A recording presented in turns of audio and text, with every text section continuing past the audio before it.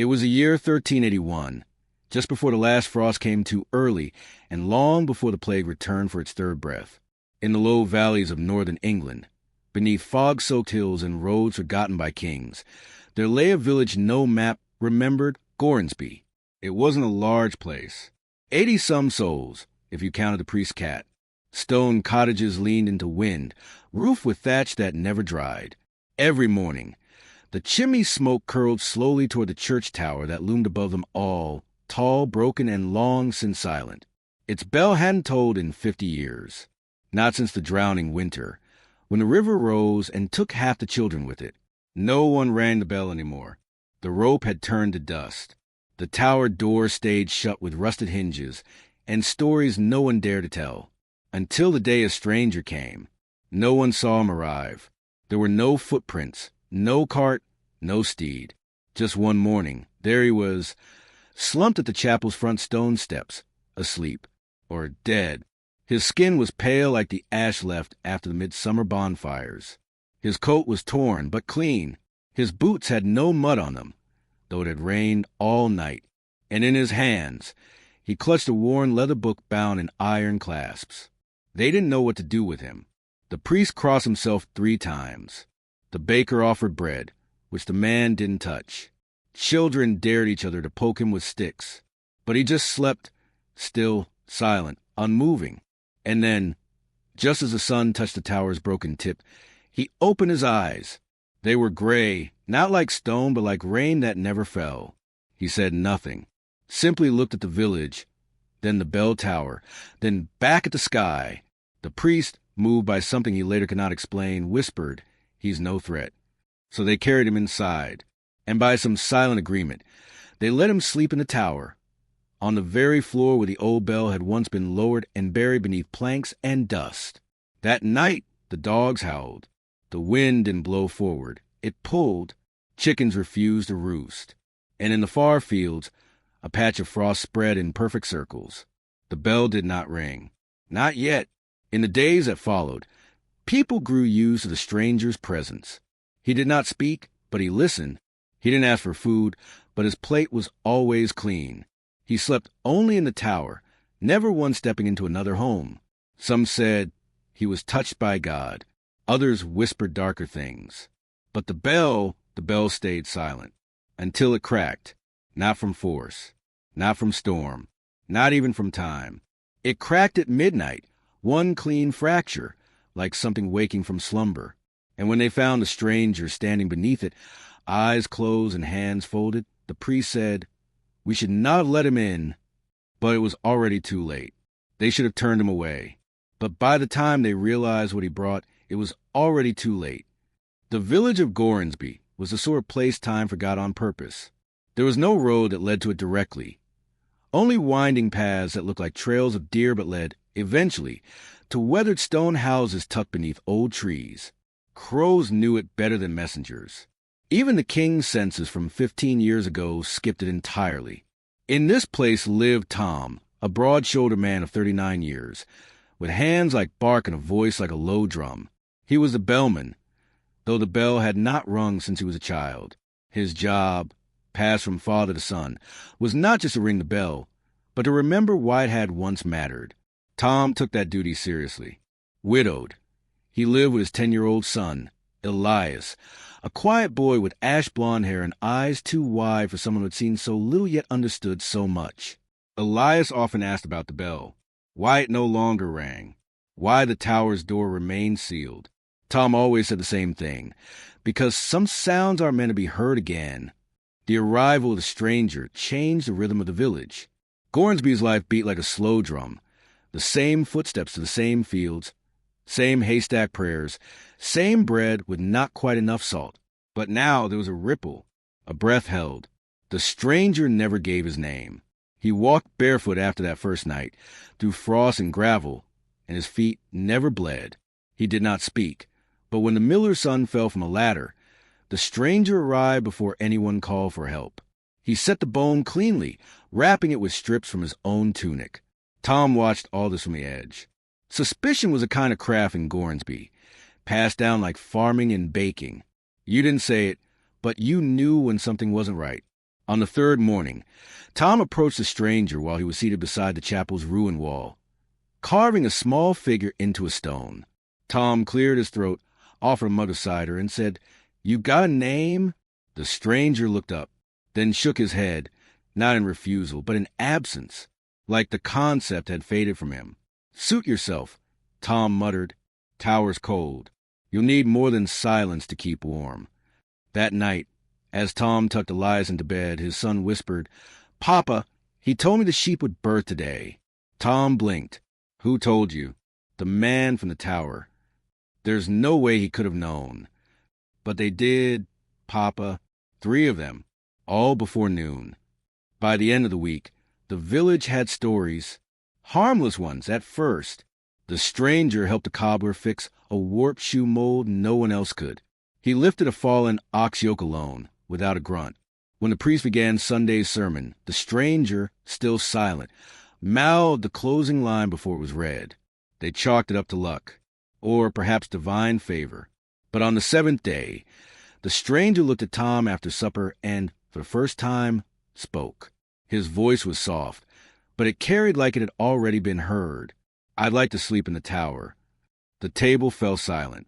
The tower? No one had entered in decades, not since the last bell cracked, and the door was boarded shut with iron nails. Even the priest avoided it. They said echoes lived there, things that shouldn't still whisper. Tom said nothing. He finished his drink, but that night something weighed on him. At dawn, he unbarred the tower door himself. Dust spiraled upward like breath from a mouth never opened.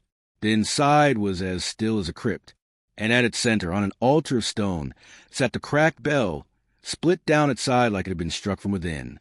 Tom left the door open. By nightfall, the stranger had entered and never came out. In the days that followed, the village adjusted, as they always had. The stranger didn't harm anyone. In fact, he helped more now. He was seen brushing snow from rooftops before the storm came. One girl claimed he placed 3 stones near the bakery's edge, and where they lay, mice never came again. Still, unease settled in Tom's bones like a slow, creeping rot. One evening, he entered the chapel just before dusk and found the priest kneeling not in prayer, but trembling before an open satchel. The stranger's satchel. "What is it?" Tom asked. The priest didn't answer. He held out a parchment, hand shaking. On it were next year's harvest dates, yield estimates for barley, frost warnings, and moon patterns accurate to the hour. Where did he get this? Tom whispered. The priest just shook his head and muttered, "This is prophecy or worse." That same night, Elias asked, "Papa, do you think he's an angel?" Tom didn't reply, but something had shifted. The calm in Gornsby had cracked. The stranger now slept directly beneath the fractured bell, and on the 8th night, the stars over the tower flickered. And on the 7th day, he asked to stay in the tower, alone, where no one had walked since the bell last rang during the plague. Daily life in Gornsby trudged on, as it always had. The snow thickened early that year, weighing down thatch roofs and slowing the carts that carried milk and barley through muddy paths. Children wore wool gloves stitched from last year's sheep, and the baker's fire smoked longer than usual, curling like ghost breath toward the silent tower. The villagers no longer mentioned the stranger aloud, but every eye darted to the bell tower at least once a day. He was part of them now, not by welcome, but by presence. Some offered him food out of guilt, others out of fear. No one dared enter the tower, but everyone knew he was still there. He did not walk through town anymore, but somehow things kept getting done. The blacksmith found his broken anvil mended overnight, seams clean, as if poured from fresh iron. The well behind the tavern, dry for 2 winters, flowed again one morning with crisp, cold water. And someone, though no one admitted it, had dug narrow channels beside the barley fields, perfectly measured for spring-thaw drainage. Tom noticed everything. Always had. He was a man of habit, and every shift in pattern scraped against him like rusted metal. At night, he took to sitting outside the tower door. Not close, just far enough to feel the air change. Sometimes it felt colder than it should have. Sometimes it pulsed. Once, Elias came with him and whispered, "Papa, do you hear it?"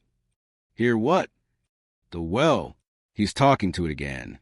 Tom didn't reply, but he sat still, straining through the wind, and sure enough, beneath the owl cries and fire crackles, he heard a low murmur, not quite words, not quite water, rising from the direction of the old stone well.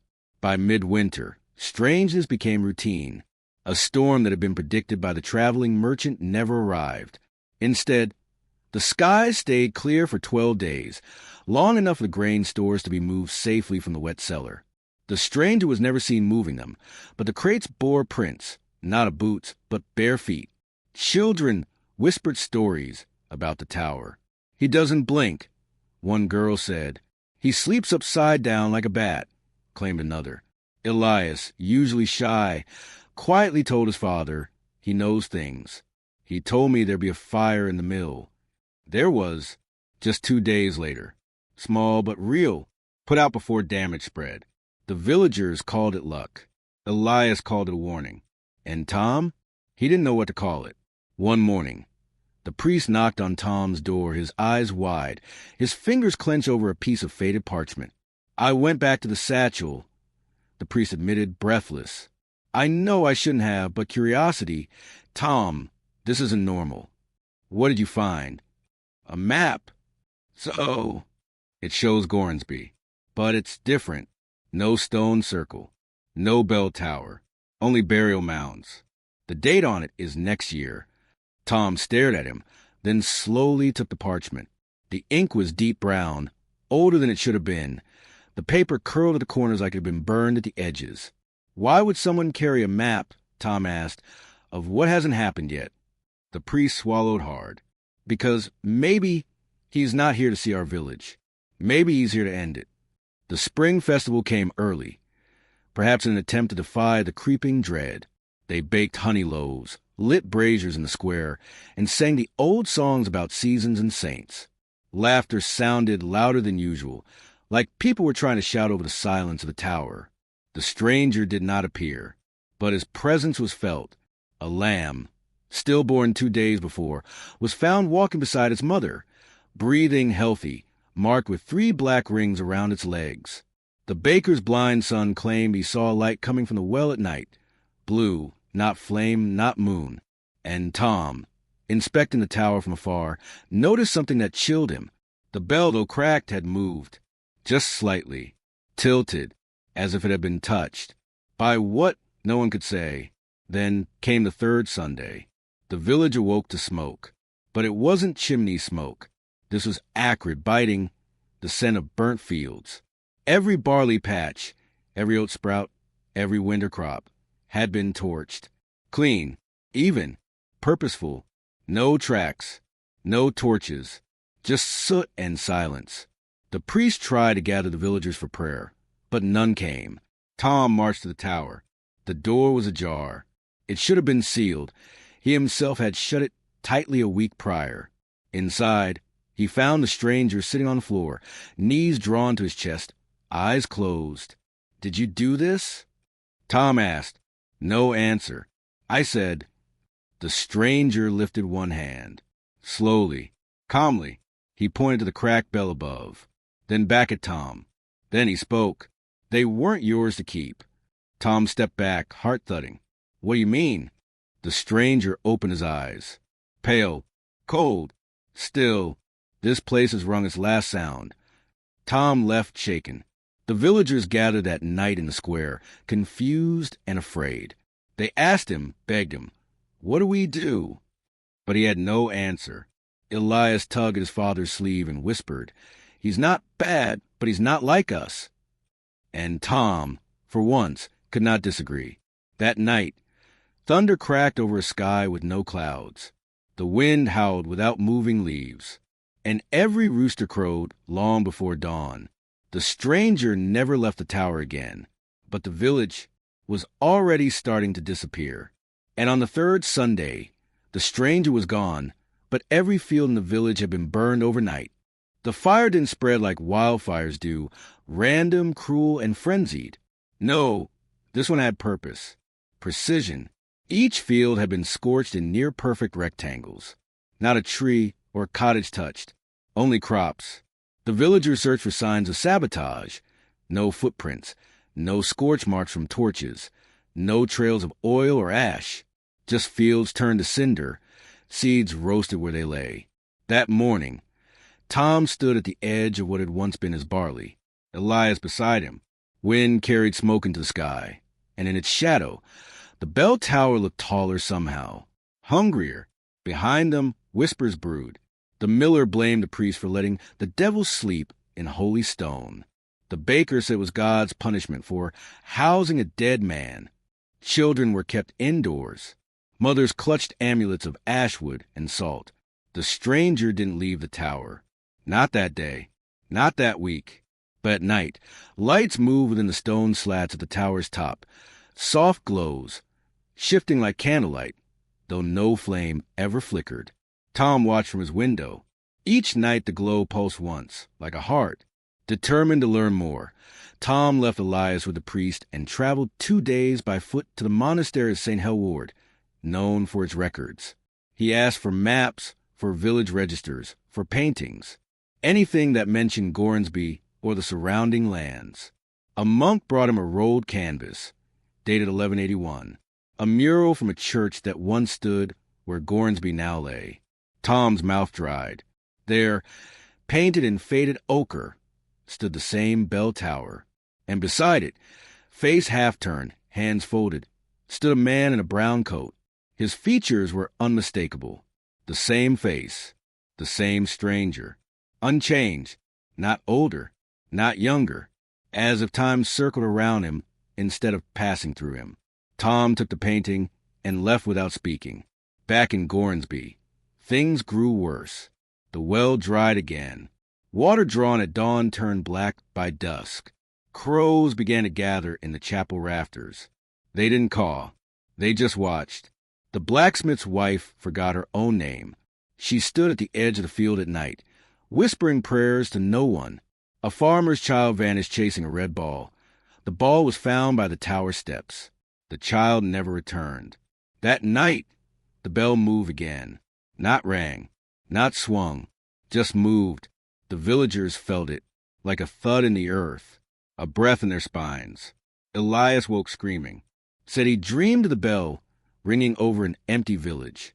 No people, no voices, just a sound echoing forever. The next day, someone reported seeing the stranger walking across the river, barefoot, though the bridge had collapsed years ago. He didn't sink, the cobbler said, didn't even make ripples, just walked. Tom didn't speak. He had started waking each morning with blood in his nose. The smell of ash filled his home even when the hearth was cold. He began scribbling names in his ledger. Everyone still alive, just to keep track.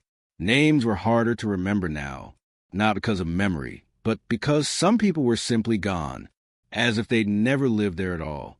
Their homes stood empty, their belongings untouched, but no one could remember their faces. The priest asked, "How many families did we have last winter?" Tom answered, "More than we do now." No one knew how many, only that the count kept dropping. Tom gathered the villagers one night.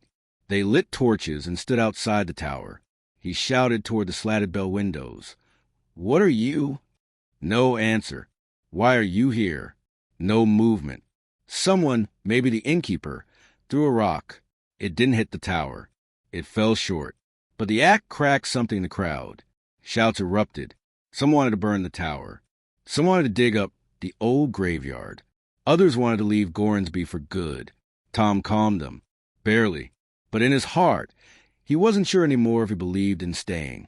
That night, he found Elias sitting outside, staring at the bell tower. "He was in my room again," the boy said softly. "What?" He didn't talk. He just watched me sleep. Tom grabbed his hammer. He stormed toward the tower door. But when he opened it, the tower was empty, cold, silent. The bell sat still. A single feather rested on top. The next morning, the priest was gone. His chapel robe folded neatly on the pew. A note scrawled in candle wax read, "He is not of death. He is of forgetting." Tom took the note. He didn't share it. He went back to the tower, not to confront the stranger, but to remember. He took the old bell rope in hand, now frayed and brittle, and ran his fingers across its weave. It was warmer than it should have been, and beneath it, scratched into the floor. This is not your ending. Yet. And then someone said they saw him walking across the river, but there was no bridge, not for 50 miles. Word of Gornsby's strange happenings traveled beyond the hills, carried by frightened merchants and wandering monks. Tales of a bell that moved on its own, crops that burned without fire, and a silent man who never aged reached the ears of Baron Aldrich Holtrick, lord of the Northern Valley. Holtrick was a hard man, known not for his faith, but for his pride. He had once burned an entire village for refusing to pay their grain tithe on time. When he heard Gornsby was harboring a demon or prophet, he rode out with 12 guards, 2 hounds, and a black cross nailed to his saddlebag. He arrived at dusk. No one greeted him. They didn't dare. He dismounted in the square and looked around at the silent faces, the shuttered windows, the nervous children hiding behind their mothers. He turned to Tom. "You're the bellman, aren't you?" "I was," Tom said carefully. "Then you'll take me to the tower." Tom didn't move. "It's not locked." "Don't play with me, peasant." Holtrick's voice cut like a whip. "I've heard what you've allowed here. My roads are whispering of devils in bell towers. You brought this on yourselves." Tom said nothing. So Holtrick marched toward the tower on his own. The villagers watched. The guards followed at a distance. Even they were uneasy.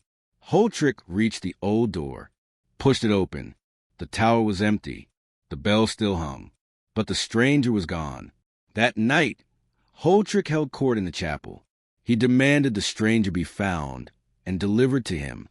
He declared the village guilty of treason, witchcraft, and harboring a weapon of darkness. If the man wasn't surrendered by sunrise, he'd have the entire village razed. Tom argued, pleaded, tried to explain, but Holtrick wasn't listening.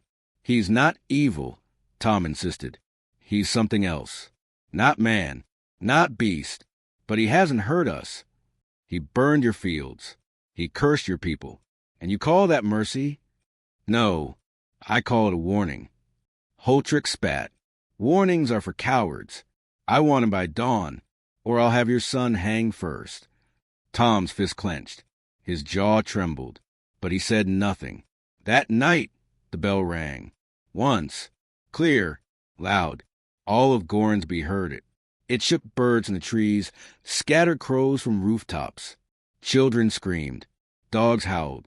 A baby born that hour came out silent, eyes wide, breath caught. Tom ran toward the sound. So did the villagers. So did Holtrick and his guards.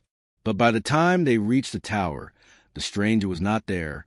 He was in the manor hall, sitting at Holtrick's seat, drinking wine from the chalice of kings, a sacred vessel stolen during the last crusade and never shown to outsiders. The fire roared. The table was set. He did not look up. Holtrick froze. The stranger sipped. Then, finally, he spoke louder than ever before. This place was promised, but the promise was broken. Holtrick stepped forward, sword drawn. "You have no right to sit there." The stranger didn't move. "Neither did you."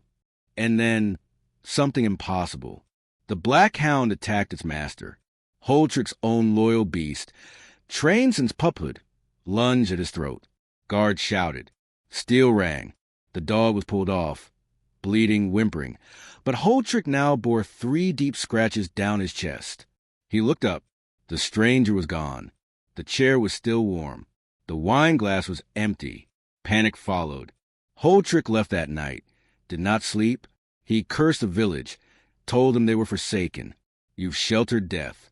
He wears the face of mercy but smells of rot." He rode off before sunrise, leaving the villagers stunned and terrified. Tom returned home to find Elias crying. "I saw him again," the boy whispered. "He was in my dream, standing on the river, holding something." "Holding what?" "A bell rope, and my name was on it." Tom hugged his son tight, too tight. The next day, Tom walked to the tower. Alone, he entered slowly. No one else dared follow. Inside, the light flickered, though there were no candles. The cracked bell hung like a question above him, and beneath it, on the stone floor, the stranger stood, waiting. "I don't understand you," Tom said, "but I think I need to." The stranger looked at him, then asked, "Who are you?" The stranger said nothing. Tom tried again. "Are you a ghost?" "No." "An angel?" "No." "A demon?" "No." "Then what are you?" The stranger tilted his head and whispered, "I'm the last memory." And when they went to arrest the stranger, he was already in the Lord Hall, sipping wine from the chalice of kings. After Holchert's retreat, silence spread through Gornsby like a fog no wind could lift. But this wasn't peace. This was the stillness before something worse. Winter came early, 2 full moons before it should. The last of the green turned gray overnight. A layer of frost blanketed the village, hardening soil, sealing wells, and silencing even the birds. Then came the sickness. It began with coughs, then fevers, then blood. The first to die was the baker's eldest daughter. The second, a young shepherd. By week's end, 8 more were gone. They buried them quickly, shallow graves, too close together, dug in frozen earth. The stranger never appeared, but his presence was everywhere. Tom kept moving, as he always did. The dead needed carrying. The sick needed tending. And Elias, thank God, was still well, until the night he wasn't. Elias collapsed during supper. No warning, no cry, just a slow tilt of his head and a soft thud against the table. Tom carried him to the hearth, wrapped him in every blanket they had, but his skin burned, and his breath came in short, broken whistles. The healer said, "It's the same as the others. I'm sorry." Tom didn't cry. He didn't scream.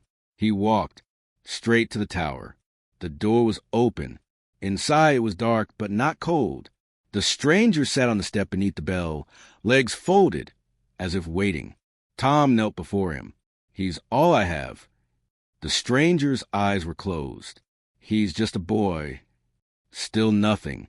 Tom begged, "If there's anything left in you that was ever human." A long pause. Then the stranger opened his eyes and said, "It's not his time." Elias lived, not just survived, but improved overnight. Color returned to his cheeks. His cough vanished. He was awake before dawn. The village called a miracle. Tom did not. He called it trade. Because that same night, someone else died. The blacksmith's son, the same age as Elias. He had been fine that morning, smiling, playing, gone by midnight. The villagers whispered louder now. The stranger is choosing. The stranger is balancing. The stranger is the scale and the weight. Some thanked him. Others feared him. But all watched him now, even when he wasn't there. Days passed. The sickness slowed, but didn't stop. Tom sat with Elias every night. He didn't speak of the tower, but Elias did. He visited again, the boy said. He sat at the edge of my bed. Did he say anything? Elias shook his head. Just watched. But this time he looked sad. Then came the hardest night. Tom's oldest friend, Bren the woodcutter, fell ill, and fast. Tom sat with him, fed him broth, wiped his sweat, but nothing worked. The fever consumed him by sunset. His last words, "The bell won't wait much longer." They buried him in the frozen grove. Tom didn't speak for the rest of the day, but that night he walked to the tower again. He didn't knock, didn't call. He just sat beside the stone door and waited. Eventually, the stranger stepped out. Tom didn't look at him, just stared at the snow, then whispered, "How many more?" The stranger didn't answer. Instead, he sat beside Tom, and for the first time looked tired. The next morning, snow covered the rooftops, though it hadn't snowed. Not a single flake fell from the sky, but the village was white.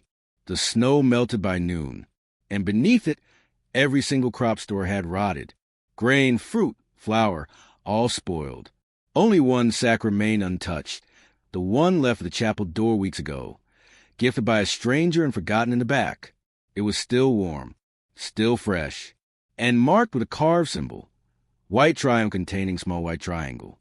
No one knew what it meant, but no one touched it. The priest's diary was found the next day. Inside, he had written, "They're not praying to God anymore. They pray to him. They light candles to the tower. They whisper names and hope he hears. This village belongs to memory now, not to mercy."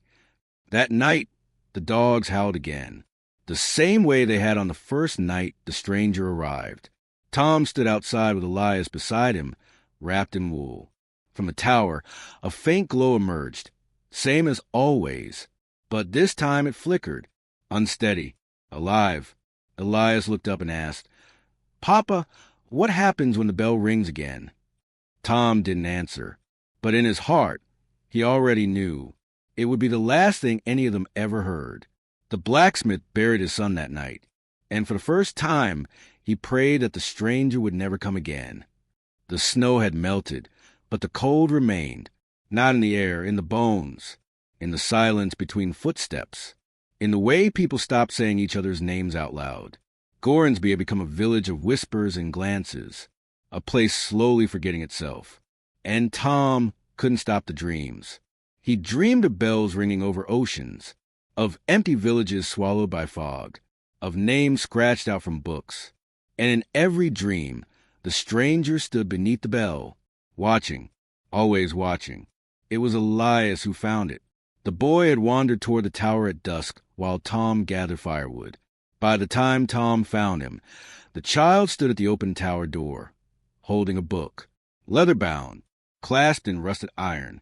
"Heavy, where did you get this?" Tom asked, his voice sharp. "He gave it to me," Elias said it wasn't his to carry anymore. That night, Tom sat alone by the hearth. He opened the book. The pages were thick like skin, the ink dark, uneven, sometimes smeared as if wept into. Each page bore a name, a person from Gornsby, their birth, their secrets, and their death, dates written, some already past, some not yet. He flipped frantically, heart pounding, until he found Bran Hartwell, born 1339, died 1381. Final words. The bell won't wait much longer. He turned pages faster. Dozens, scores. The priest listed. The blacksmith's wife listed. The shepherd's child listed. Then came Elias. Tom's hand shook, but there was no date. Only one word beneath his name. Spared. Tom turned the final page.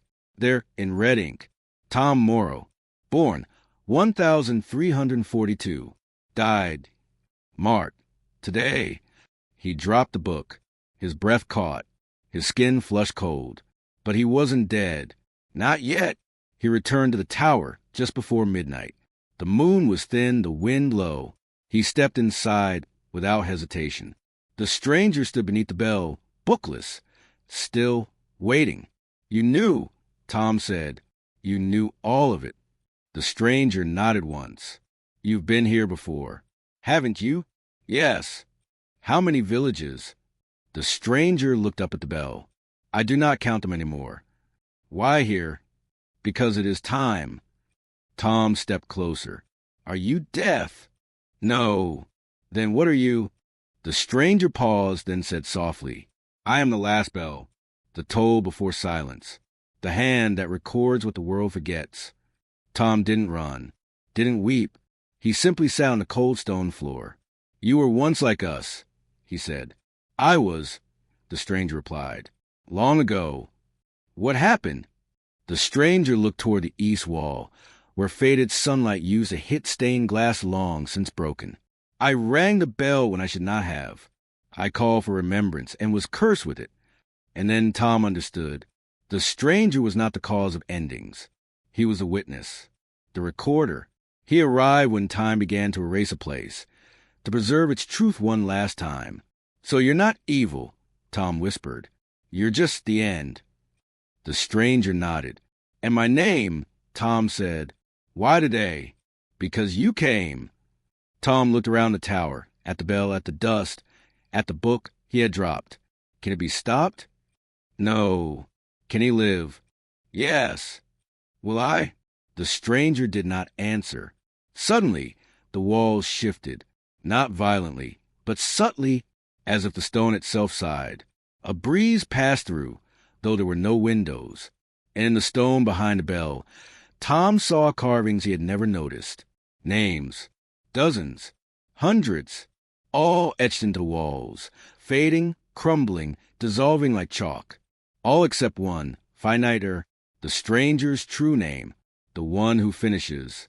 Then, without a word, the stranger stepped back and disappeared. Tom left the tower just before dawn. He walked back to the square, the village quiet behind him. The sun crept up in streaks of red and gray. Elias stood waiting at the cottage steps. He ran to Tom, hugged him tightly. "I had a dream," the boy said. "I know," Tom replied. "Me too." Inside the house, the book lay open on the table, the ink still fresh. But now, Tom's name was missing, erased, and in its place was a single mark. And in the final page was the blacksmith's name, and the word, today. But when Tom looked up, the stranger was standing on the old bell cross, and this time he looked right at him.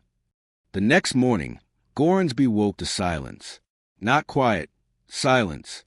No birds, no carts, no prayers, no bells. The frost had returned, blanketing rooftops in white that didn't melt. A single crow sat on the chapel cross, unmoving as if carved. The villagers didn't come outside, some because they were gone, others because they were too afraid of what the day might bring. Tom didn't sleep. He sat by the fire with Elias asleep on his lap, the boy breathing softly, safely. The stranger had vanished. The book remained. But now the pages were blank. Every name gone. Even the ink had faded, as if the story had been told, and closed. By midday the wind changed. It moved inward, pulling from every direction, toward the bell tower. The villagers who were left stepped outside, drawn by instinct or something older. And then the bell rang. One final toll. Deep, heavy, beautiful. The sound echoed across the hills, into the woods, across the river, through stone and sky and bone. And with it, a shift. The tower began to glow faintly, not fire, but memory. The stone pulsed with warmth, and Tom walked toward it. He entered the tower alone. The stranger stood beneath the bell again, no longer silent. His voice filled the room. "You've remembered." Tom nodded. "I've recorded, just like you." The stranger held out his hand. "Then you know what comes next." "I do." "And are you afraid?" "No," Tom said. "Not anymore." The stranger smiled, just a little, the first smile Tom had seen on his face. He stepped back and faded into the wall. The bell tolled once more, and the tower began to crumble, not violently, but peacefully, like dust returning to dust. Tom stepped out into the light, the villagers watching. The tower fell behind him. Not a sound was made, not a cry, not a gasp, only reverence, because somehow they understood. That night, Tom packed a satchel. He kissed Elias on the forehead and left him to care of the cobbler's widow, a kind woman with no family of her own. He didn't say goodbye. He didn't need to. He walked until Gornsby disappeared behind the trees, and kept walking. In a new valley, far to the west, a village lay sleeping. A bell tower in use since the plague, stone overgrown, windows cracked. And one morning, a stranger arrived. He said nothing, brought no cart, no shoes, only a book, bound in leather, blank pages. Years passed, and in Gornsby, no children were born again. The river dried. The chapel collapsed. The wind no longer passed through the valley. No one remembered the name. No maps listed it. No roads led to it. Only empty fields. And a single bell fragment buried beneath moss. But sometimes, when the fog is low and the wind moves strangely, you can hear it. A bell, just once, and never again. They say some places live only in memory, that the last thing to leave a village is its sound. And when that's gone, the world forgets. But not him. He remembers. He walks where endings live. He tolls the bell that closes stories. He is not death. He is not mercy. He is what remains after. The bell, the name, the silence. No one remembers the village now, not by name, but sometimes when the wind is right, the bell can still be heard, ringing once, then never again. If you could step into one forgotten village just for one night, would you? If this story moved you, stay with us. There are many more hidden truths waiting to be remembered